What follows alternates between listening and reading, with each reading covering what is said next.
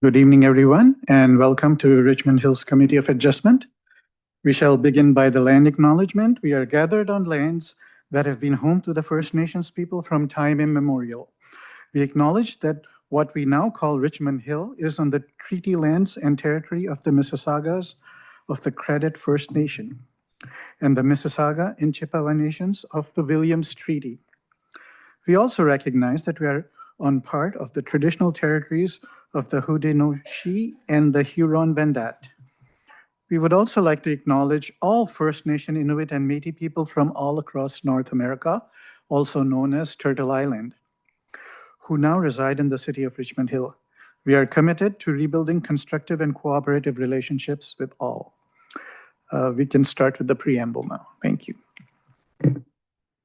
Good evening. In the event of an emergency, please exit this room.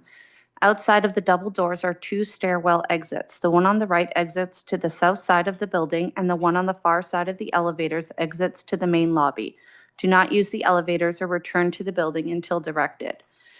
We ask all committee members, city staff, and members of the audience to please silence your cell phones. The Committee of Adjustment for the City of Richmond Hill has been appointed by Council to consider applications for minor variance and consent within the jurisdiction of the Planning Act. The Chair will call the applicant to the podium to present their application and will allow members of the public to comment. When members of the public approach the podium, please do so one person at a time. Please note the public deputation form beside the podium. Please clearly write your name and email address and indicate on the form if you wish to be added to the notification list for the application you are speaking for. State your full name and address to the committee before speaking. When speaking, please address all comments through the chair. Once the committee makes a decision on an application, no further discussion is allowed inside council chambers. No one other than the applicant, the municipality, certain public bodies, and the minister will be allowed to appeal municipal decisions to the tribunal within 20 days of the making of the decision. All appeals and associated fees must be filed directly with the Secretary Treasurer in accordance with the Planning Act. Thank you. Thank you. Our Secretary Treasurer is Ms. Courtney Cullum, and assisting her is Ms. Lisa Patera. From the Planning Department, we have Sarah Mulder this evening. Do we have any conflicts of interest this evening? Seeing none. Any withdrawals or deferrals? None? Okay, so we'll hear all four applications. We can begin with our first item on the agenda, which is application number. It's actually located at 46 Sunnywood Crescent. And the number is MV25-16.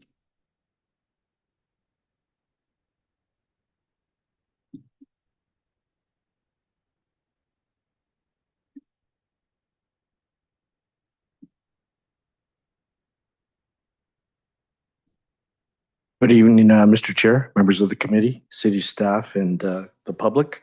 We're back again, Mr. Chair, Jim Kotsopoulos, 27 Field Flower Crescent, on behalf of the applicant owner. Mr. Chair, before you, you have three variances, and of course, the primary one being the lot coverage increase. And Mr. Chair, in this instance, the lot coverage, obviously, Mr. Chair, is there to protect for potential overmassing or overdevelopment of the property. In this case, Mr. Chair, you have to evaluate the figure before you on the basis that the north side yard setback, the south side yard setback, the rear yard setback, and the front yard setback, in this instance, all comply with or exceed the bylaw standards. And Mr. Chair, the combination of that will ensure that there is no overdevelopment as a result of the increased lot coverage. If you had the two working side by each, yes, but in this case, the combination offset. Mr. Chair, the application also respects the established building line with respect to the location of the existing dwelling to the north and to the south. Mr. Chair, the applicant has also submitted an arborist report that carefully looks at the situation with existing trees in terms of its preservations. And you do have an acknowledgement by City Parks. There are no objections. For those reasons, Mr. Chair, in my opinion, the application merits support.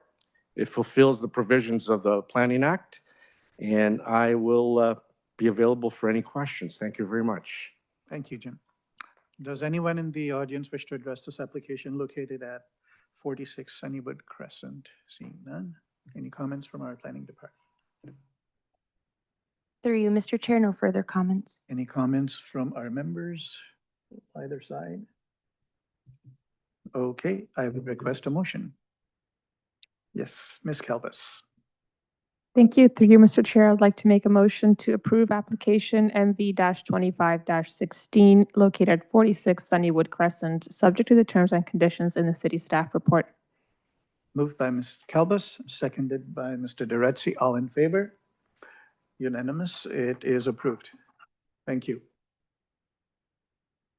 Moving on to item B of the agenda, which is application number MB-25-43, located at 2 Lloyd Hill Lane.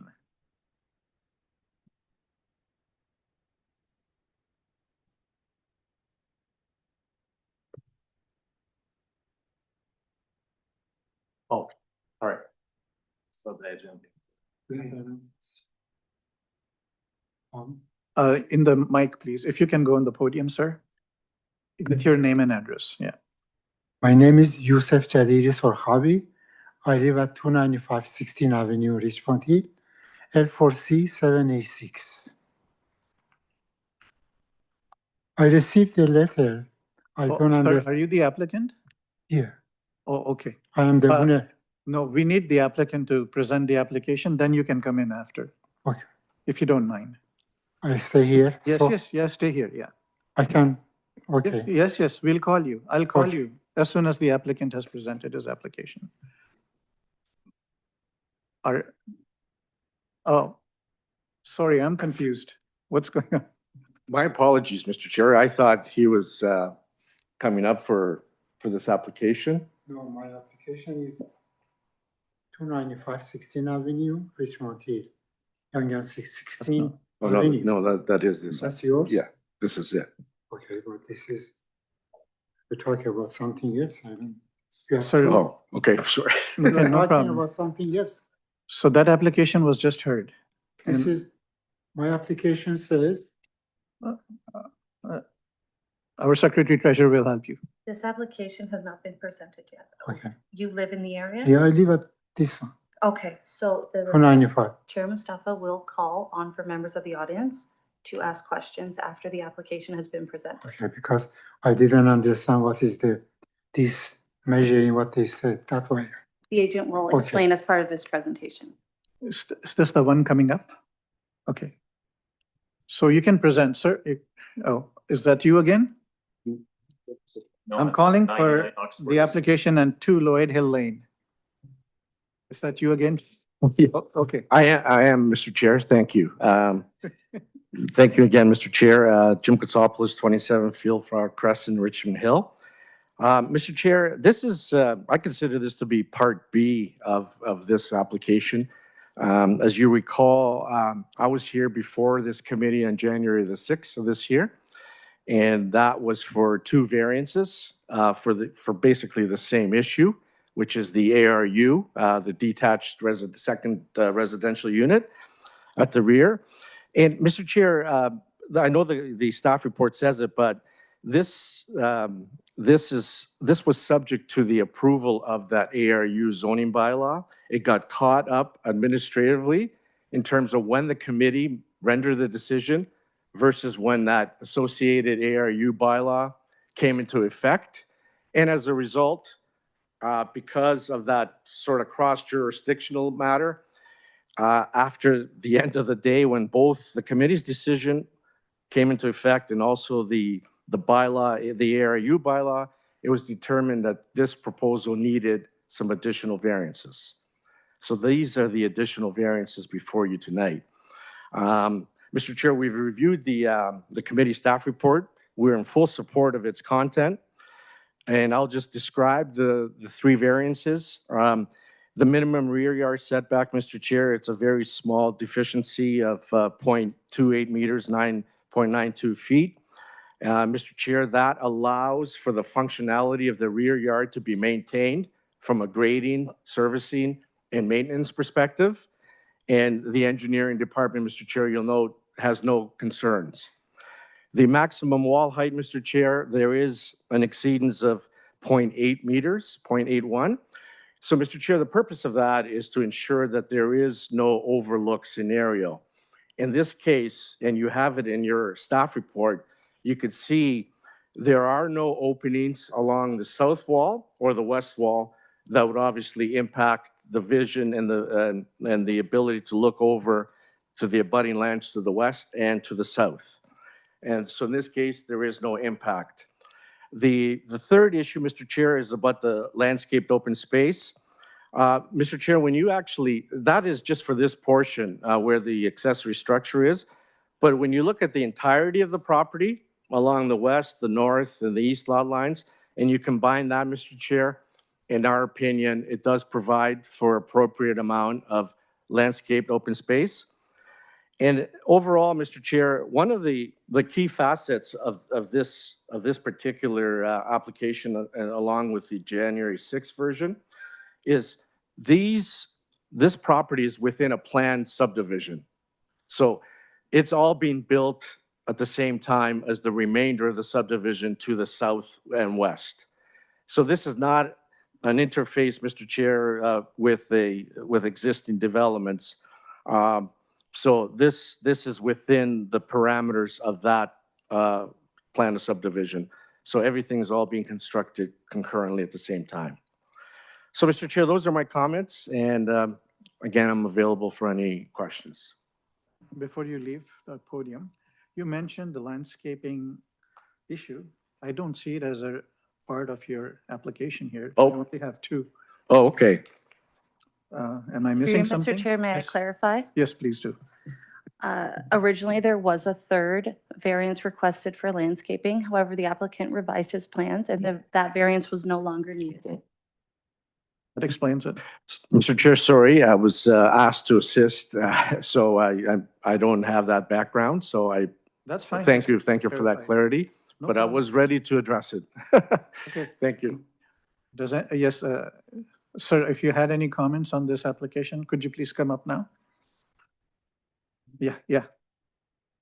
I have no idea what's this saying about. Only I saw these measuring here, 2 feet, 1 feet, 1.5, something like that. I don't understand what's that. I live at 29516, 305, former 305 is east of us. There is a empty land they are building, I don't know when, lots of garbage, lots of staff construction team, garbage there. Nobody come to say anything from Richmond City. I have no idea what is this measuring. Okay. I need somebody I explain it to would me. have the planning department explain it to you. They're asking for two changes from the bylaws. One is the rear yard setback for like a garage or an accessory building. So from the back of the property, they want 1 foot more than what they're allowed to build. And on the wall height of that building, they want to go 3 feet higher than what they're allowed. Those are the two things they're requesting. Do you About understand? two higher than my building, you mean? No. Higher than what they're allowed for a garage. And Okay. so And the- it'll be 22 feet. It's not, I don't know how high your building is, but it's lower than most two-story buildings. On the end of the building, end of the land, what's going on The the back. side of the There are no- backyard of those buildings they are building? The side yards they're meeting. There's no request for any side yards encroachment. They are not cutting my land. No. They are not doing, that's why I'm concerned about no. this kind of And the- measurement they put yeah. here. The I have construction no idea what they are construction- doing. will be, by law, they're not supposed to disturb your property during construction, and I'm sure they'll respect that. But if you have any other questions, please go ahead and ask. No, I have no idea, but just only I was concerned about this Okay, measurement. thank you. Does anyone else in the audience wish to address this application? We are considering at present. At 2 Lloyd Hill Lane? I guess not, okay. Do you have any other comments from the planning department? Through you, Chair, no further comments. Okay, our team members? Yes, go ahead, Ms. Payne. Through you, Mr. Chair, to the applicant. Does this ARU constitute what we understand to be affordable housing? Through you, Mr. Chair, this is an additional second unit on the property.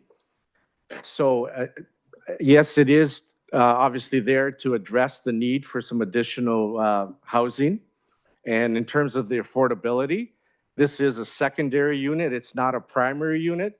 So as a result, in my opinion, yes, there is a correlation between the nature of the unit and its obviously potential value, if you will, from a real estate perspective.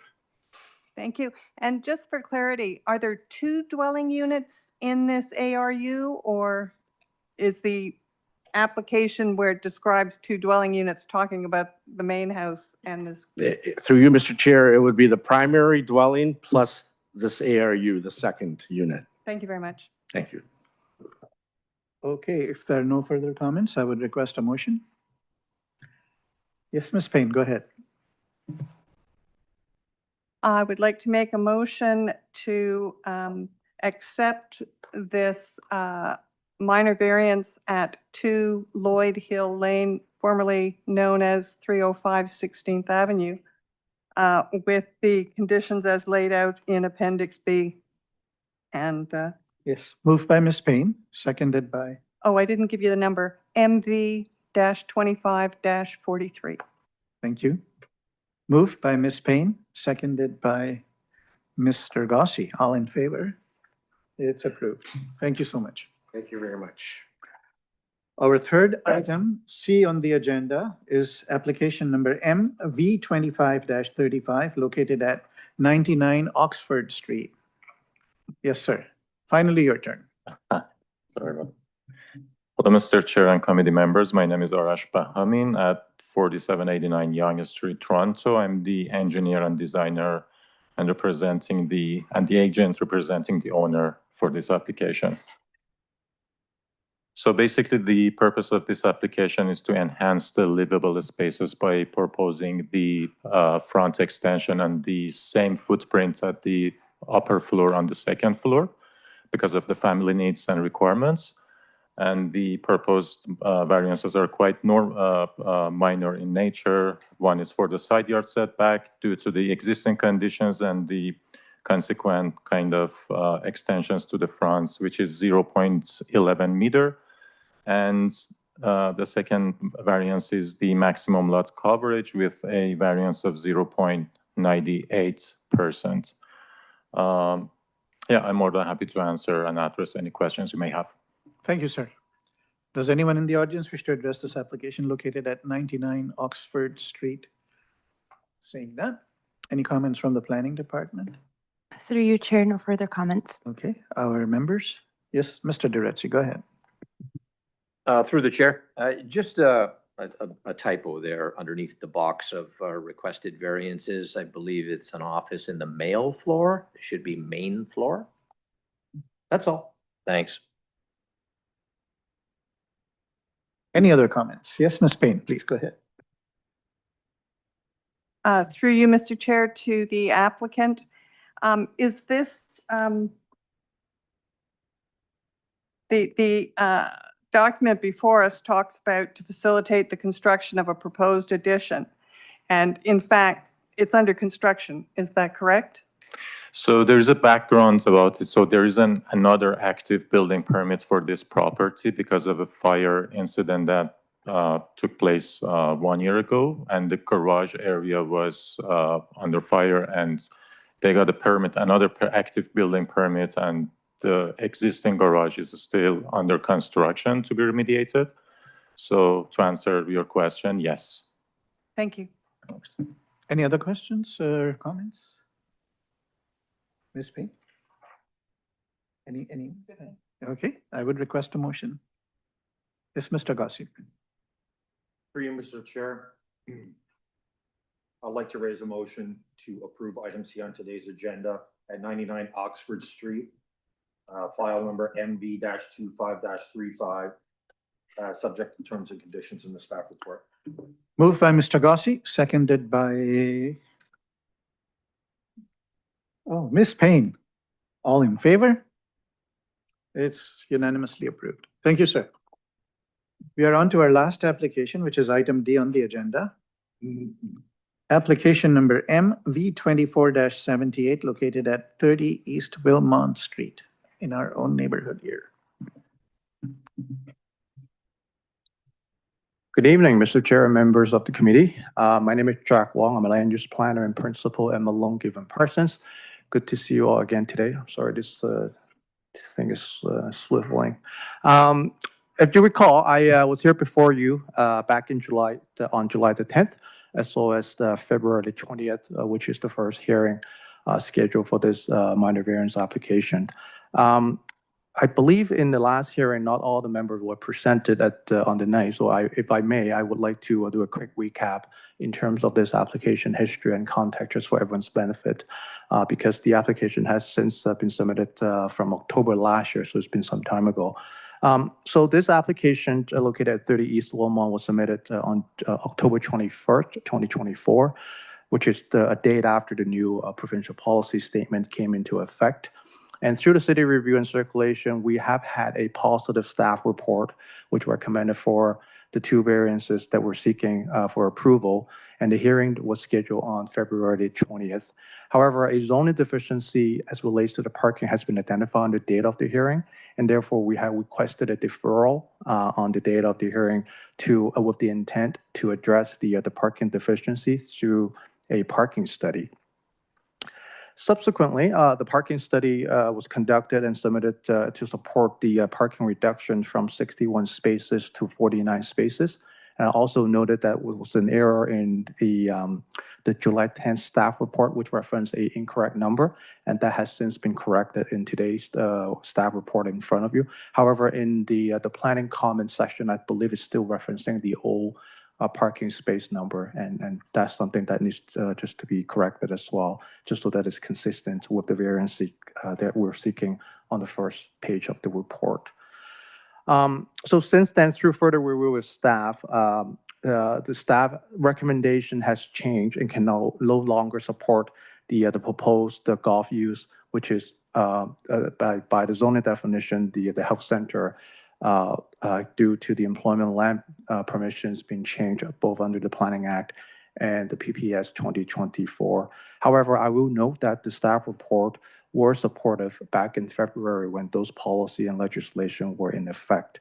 So in my opinion, the changes made by the province is to further protect the employment lands. The province's intention is to prohibit large and major scale commercial, retail, and office uses within the employment lands area. They have not completely prohibited these uses, in my opinion, as long as they are ancillary to the permitted use within those employment destinations, such as including but not limited to manufacturing, warehousing, and that is clearly defined in the Planning Act. So in this case, the proposed health center, which is the golf simulator business component, is an ancillary facility to the permitted uses, which is warehousing on the subject property, and they only occupy about 28% of the existing space. The square footage is roughly about 500 square feet, and the total square footage of the building is 1,800. So the proportion is roughly about 28%. The proposed use is also within the existing office space that has not been used at the moment. So we're not proposing any kinds of expansion to the existing building and the facility. And in contrast, if the entire building was being proposed to be converted into this golf simulator business, I would believe that would contradict with the new employment definition and the PPS, but in this case, we're not. There's also other similar businesses within the business park area as identified in the planning opinion letter that we have submitted. These businesses are all occupying 100% of their respective buildings within this industrial business park in the area. And if I'm not mistaken, the city will be undertaking a future OPA to legalize these uses going forward, given the recent provincial changes. I will note this is a future OPA, official plan amendment, and it has not been prepared or approved by council. So in other words, the current official plan still remain in effect until such time. And lastly, I believe in this case, the proposed use is meeting the general intent of the official plan and zoning as outlined in our planning letter. And the proposed use is minor in nature and will provide recreational opportunities to the surrounding and the overall business park area, as I have alluded to in my prior presentation during the couple hearings. And this is evident as, with the existing uses as identified in our planning support letter as well. So that's conclude my recap. And as an update as well, and we had reached a consensus with the committee in our last hearing that to defer this item, just because the situation at the time, not every member were presented. We had a split vote, if I will, based on the discussion and the direction that we're heading. So we appreciate the opportunity to defer this item. After further consultation with our client, we did not believe that staff would change the position. We have had a couple meetings with them that led up to the last hearing. Unfortunately, we didn't reach a consensus on our interpretation of the provincial policy and the Planning Act definition. I still stand behind my professional opinion from a planning standpoint based on the proposed use. And I'm here again tonight before you and hopefully to seek a favorable decision on this particular application. That's all I have, and happy to answer any questions you may have. Thank you. I don't see anybody in the audience. I'm not even going to bother asking. But do we have any comments from the planning department? Through you, Mr. Chair, no further comments. Before I turn over to my members, I just am curious. Did you meet with the planning staff since our last meeting? Through you, Mr. Chair, no, we have not. After a consultation for a client, they felt that staff position were strong from what they have told us in the last couple meetings that we had that led up to the July hearing. And the fact that the proposed business nature will not be significantly changed because it is a small business. So there's no significant changes as relates to the operation and the nature of the business, in a sense that will convince staff and in a way that they would interpret it differently from a planning standpoint, so that we didn't feel there was a prevailing reason for us to go back basically with the same proposal that will allow to That's your change the position. A little disappointed, but it's just had to clarify that. Does anyone else have any comments? Yes, go ahead, Mr. Durrett. Through the chair, it's unfortunate that, staff haven't provided you any concessions based on the timeline of this application and the support that you received back in February of 2025, which was a positive response from staff. I think the ancillary use at 28% is small. It's not significant, in my opinion. It still leaves a substantial portion of the building for other employment use. So I don't have an issue with what you're requesting, and I would be in favor of supporting it. Thank you. Any other comments? Yes, Mr. Gossi, go ahead. Through you, Mr. Chair. Sorry, I just want to understand, based off of our last meeting, we explicitly asked your client to speak to planning, and your client refused to speak to planning, just felt that it would make no difference. Did I get that correct? Through Mr. Chair, we have had 2 meetings with planning staff since the beginning of this year, based on this very same issue in terms of the policy interpretation. It came to the same result or position per se from staff perspective. And the client felt that nothing on their side has changed from a business model perspective, and not that, they would have changed, the operation focusing more towards the sort of the retail elements or things like that. So they don't have a compelling reason that they felt they can convince staff, even if we were to carry on further conversation with them. So the answer is no. To you, Mr. Chair, yes, short answer is no. Okay, thank you. Any other comments? Ms. Payne? Through you, Mr. Chair. I believe I made my position clear that I support staff on this in maintaining and building employment lands in Richmond Hill, and their definition that they're using is their interpretation. And so, I'm afraid I can't support this proposal. Thank you.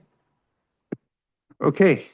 Do you have a? Yes. Yes, please. Thank you. Through you, Tell Mr. us. Chair. I was not in attendance at the last two meetings where this was heard, so I do have some questions. So you mentioned this is a 28% of the unit or the building, and you mentioned that the rest of it would be vacant. There's nothing else proposed for the remainder, so we're just talking about 28%, but the rest of it has no plans at this point.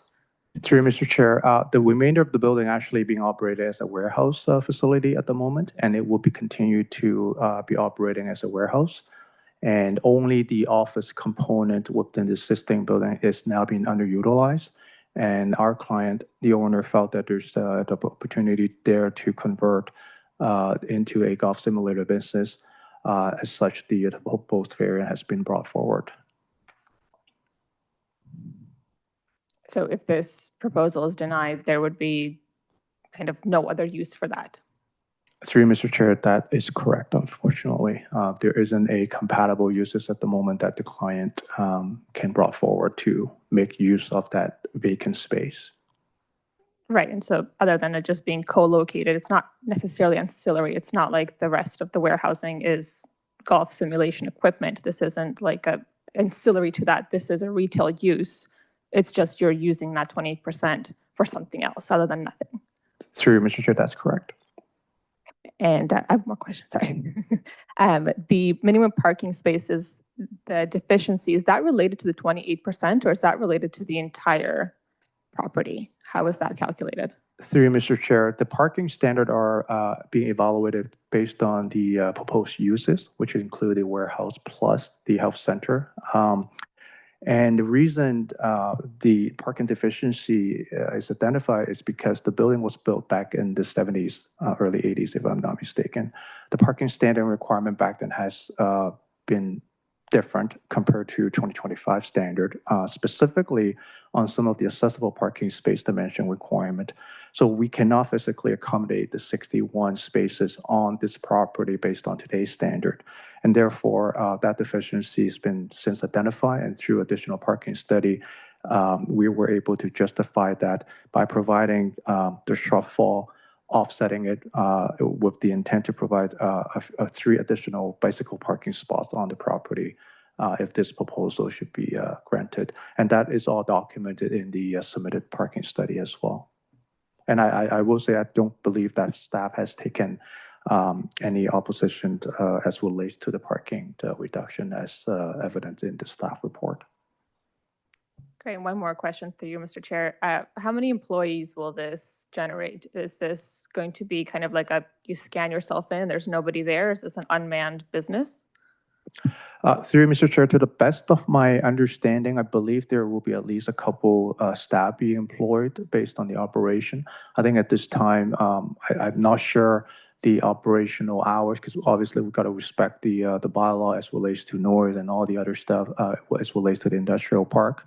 But I would think there has to be at least a couple employee that needs to be hired in order for this operation to be functional, just on the golf simulator aspect of it. Thank you. I don't have any other questions. Okay, I would request a motion in that case. Yes, Mr. Deretzi. Through the chair, I would like to make a motion, item D on the agenda, located at 30 East Wilmont Street, file number MV-24-78, be approved subject to the terms and conditions in the city's staff report. Moved by Mr. Duretzi, seconded by, do we have a seconder? I see none. I'm going to second it. Okay, all in favor? All against? Motion is denied. Okay, Mr. Chair, do we have to make a motion? do we make a second motion? Yes. Through you, Mr. Chair, we do not need a second motion. It's a refusal. I did it in favor. Okay, thank you.